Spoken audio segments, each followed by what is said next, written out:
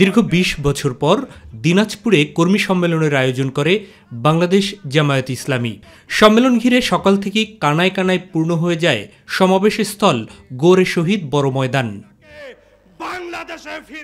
প্রধান অতিথির বক্তব্যে জামায়াতের আমির বিগত আওয়ামী লীগ সরকার উন্নয়নের নামে মানুষের সাথে প্রতারণা করেছিল বলে অভিযোগ করেন। দফায় দফায় মামলা দিয়ে লক্ষ লক্ষ সহকর্মীকে, ভাই বোনদেরকে, কুলের শিশুকে পর্যন্ত তারা জেলে নিক্ষেপ করেছে। ৯০ বছরের বৃদ্ধাকেও তারা রেহাই দেয়নি। এরকম একটি তাণ্ডব জাতির উপর দিয়ে তারা চালিয়েছিলেন। তারা বলতেন গণতন্ত্রের দরকার নাই, উন্নয়ন হলেই চলবে। উন্নয়ন করতে গিয়ে তারা কি করেছেন? তারা রডের বদলে বাঁশ উপহার দিয়েছে। বাংলাদেশ থেকে লক্ষ কোটি টাকা, ২৬ লক্ষ কোটি টাকা চুরি করে বিদেশে পাচার করেছে। অন্যায় যখনই করেছেন, অন্যায়ের প্রতিবাদ আমরা তখনই করেছি।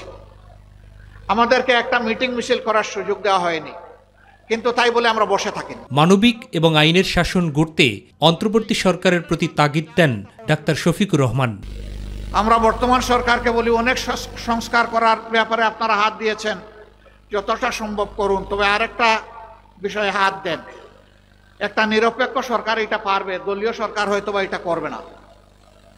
গত ৫৪ বছরে বাংলাদেশে খুন, ধর্ষণ, লুট, দখল যাই হোক, চাঁদাবাজি হোক, এদের নামের কালো তালিকা প্রকাশ করে দেন। এরা কারা? জনগণ এদেরকে চিনে নেই। আমরা বলছি বিচার হতে হবে, এই বিচার আমরা দাবি করি। এর আগে সমাবেশের শুরুতে অভ্যুত্থান পরবর্তী দেশ গঠনে কর্মীদের দিক নির্দেশনা দেন স্থানীয় এবং কেন্দ্রীয় নেতারা। নতুন মানবিক বাংলাদেশ গড়ার ক্ষেত্রে আমরা সীসাডালা প্রাচীরের মতো এগিয়ে যাব ইনশাআল্লাহ। আরো ইমানে বলে উজ্জীবিত হইতে হবে। নিজের জীবনে ইমানের জীবনকে ইমানের রঙে রঙিন করতে হবে। এদিকে ভোলা সরকারি বালক উচ্চ বিদ্যালয় মাঠে কর্মী সম্মেলনে প্রধান অতিথির বক্তব্যে জামায়াতের সেক্রেটারি জেনারেল অধ্যাপক মিয়া গোলাম পরোয়ার নির্বাচনের আগেই আওয়ামী ফ্যাসিবাদীদের বিচার দাবি করেন।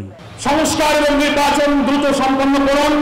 যৌক্তিক সময় যেটুকু লাগবে জামায়াত ইসলামী সে সময় দেবে, তবে এই নির্বাচনের আগে মানবতা বিরোধী অপরাধীদের বিচার কাজ করতে হবে। জনগণ এটা দেখতে চায়। মাহবুব সৈকত, মাই টিভি।